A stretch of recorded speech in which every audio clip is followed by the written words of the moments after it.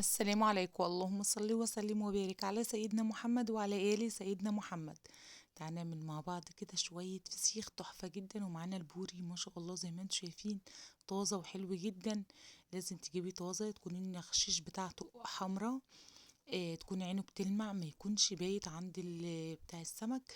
لازم يكون طازة معاكي عشان يطلع معاكي احلى فسيخية تدوقيها في حياتك، هتطلع معاكي تحفة جدا جدا لو جبتيها فيها المواصفات دي. طبعا بتجيبها كده تحت الحنفية، بصي النخاشيش حمرا ازاي تحفة تحت الحنفية كده، وتغسلي بقى النخاشيش غسلة كويسة جدا جدا.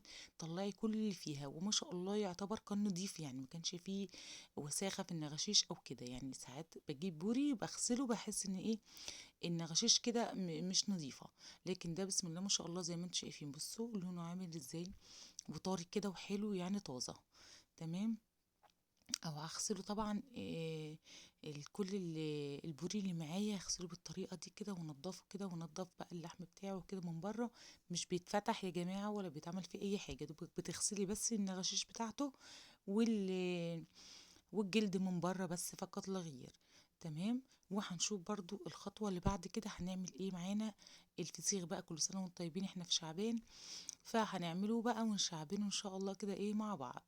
كده بصوا غسلت اهوت وجبت مصفى كده ورصيته فيها. رصفة بقى، مصفى رصفة، مصفى او شفشق مثلا، تحطي الراس بتاعت البوريال تحت كده بحيث ان هي تصفي كل الدم اللي فيها. تمام. فانا بحطه كده في مصفى بالطريقه ديت، بيصفي كل الميه، بسيبه من ساعتين لثلاث ساعات بالطريقه دي كده. تمام. بعد 3 ساعات بقى بجيبه بشوف بقى المية اللي نزلت منه، بصوا المية بقى والدم وكله بصوا نازل منه اهوت. هصفيه كده ونشوف المرحلة اللي بعد كده هنعمل فيها ايه. بيقعد معانا من في الشتاء من 18 يوم ل 20 يوم، وفي الصيف من 15 ل 17 يوم. انا مش بسيبه 10 ايام، في ناس بتسيبه 10 ايام، لا. عايزاه بوري مستوي تمام معاكي تاكلي زبدة كده. في الصيف 15 يوم ل 17 يوم، في الشتاء من 18 ل 20 يوم، وهيطلع معاكي بوري ممتاز ان شاء الله باذن الله، يعني من غير مقاطعه. هنا بقى طبعا بجيب بعد ما اصفى الدم بجيب كده منديلين، واحط كده بصوا في النغشيش كده لازم يعني حركه المناديل ديت عشان خاطر تشرب كل الدم اللي في النغشيش واللي في البطن. وطبعا بسيبه يعني مثلا بدأت فيه الساعة 10 الصبح وسبته لحد الساعة 1 كده بيصفي الدم بتاعه. بعد كده مرحلة المناديل ديت باخدها من الساعة 1 لحد الساعة 10 بالليل، بسيبه بقى يتصفى براحته وينشف معايا، بحيث ان هو ما يبقى ما احسش ان هو فيه مية او دم او حاجة، عشان لما اجي اخلله يطلع معايا ناجح بإذن الله. كده هوت كل برياية كده بحط في النغش بتاعها كده منديلين. تمام. آه لازم المناديل دي يا جماعة، دي المرحلة دي مهمة جدا جدا عشان حاجتك بقى في بيتك وتطلع نظيفة.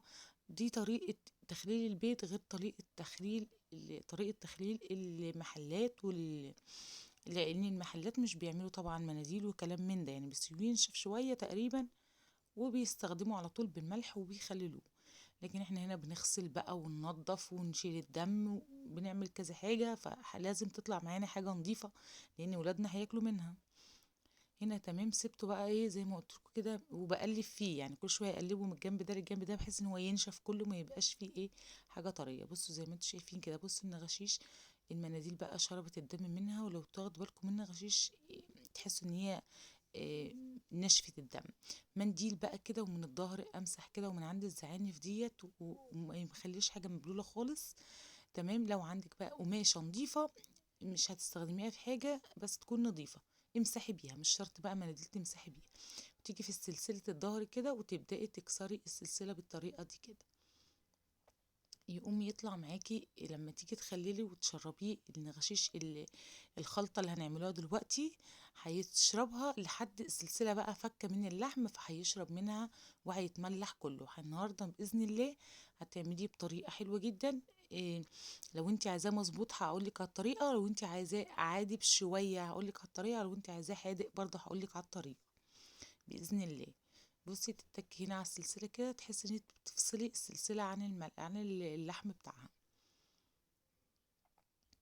هنشيل بقى برضو ايه ابدأ كده برضو اطلع اللي هو كل ما اطلع واحدة منها المناديل بمسحها كده وانضفها واكسر السلسلة بتاعتها. معانا هنا طبق، ومعايا هنا كوباية الا معلقتين كده من الزيت، مج يعني.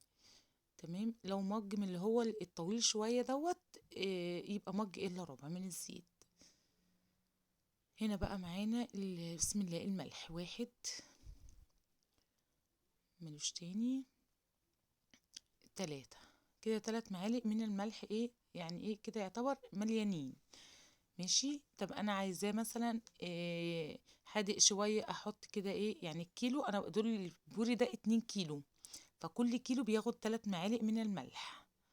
تمام. فانا كده حطيت 6 معالق. تمام. فلازم لو انت مثلا عايزه حادق شويه حطي نص معلقه على كل كيلو. لو انت عايزاه مظبوط يبقى كل كيلو 3 معالق. لو انا عايزاه اقل من المظبوط شويه، بص بشيل نص المعلقه ديت من ال2 كيلو، يعني كل كيلو بشيل ربع معلقه كده، يبقى عادي بسنه سنه اللي هو ايه مظبوط قوي، يعني اللي هو لا بقى في ذره الحدوقيه ولا اللي هو عادي ما يتاكلش، لا المظبوط الحلو ده. لو وما يشربكيش ميه. هنا حطيت معلقه كركم كبيره، وحطيت هنا برضو ايه معلقتين كده من الشطه، وهقلب كده بقى ايه الملح مع الشطه مع الكركم، ندخلهم كلهم في بعض. الطريقه كده يا رب تكون وصلتكم وتكون سهله باذن الله، وتستفيدوا منها وتعملوه باذن الله. قدامنا بقى يعني انا عامله لكم بدري شويه بحيث ان انا اطلعه على 20 شعبان ان شاء الله باذن الله، وانتوا بقى تلحقوا تعملوا يعني ممكن على 25 شعبان بقى تشعبنوا قبل رمضان بيومين ان شاء الله يعني. والليمون بقى قطعه كده ايه زي ما انتم شايفين كده ايه حلقات كده، بحيث ان انا احطه إيه برضو مع الفسيخ، ما يخليش ريحه للفسيخ بتاعي. وعملته يعني بقالي كام سنه بعمل فسيخ، والله كل اللي يدوق الفسيخ بتاعي يشهد له ان هو ما دقوش زيه في جماله وملوش ريحه، وطعمه تحفه ومظبوط قوي. فجربوه باذن الله بالطريقه دي يطلع معاكم تحفه. حطينا هنا كده طبقه من الليمون الشرايح وطبقه برضو ايه من الخلطه، وبسم الله كده نبدا بقى في النغشيش كده، وتبداي تحطي الخلطه بتاعتك، الملح والشطه والكركم، دول ال3 حاجات اللي بتخلي بيهم الفسيخ ويطلع معاكي ناجح باذن واحد احد. تمام. فهنبدا بقى كده نحط كده اهوت ونرص.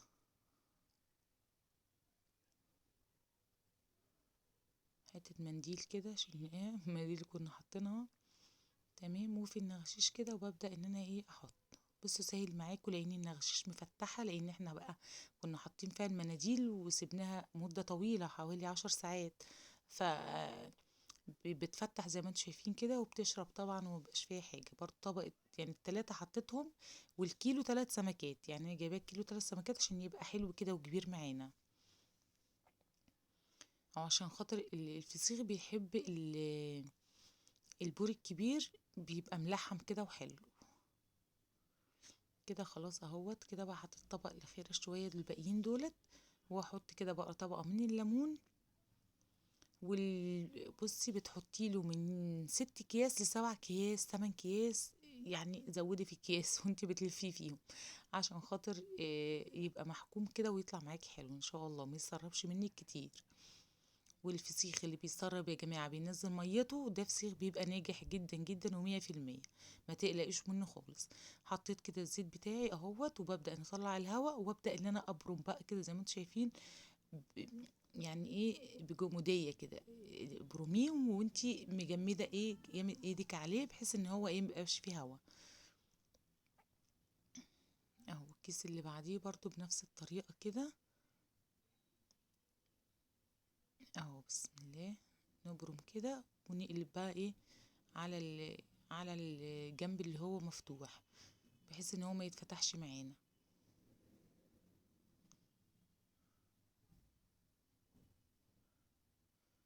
اهو بسم الله.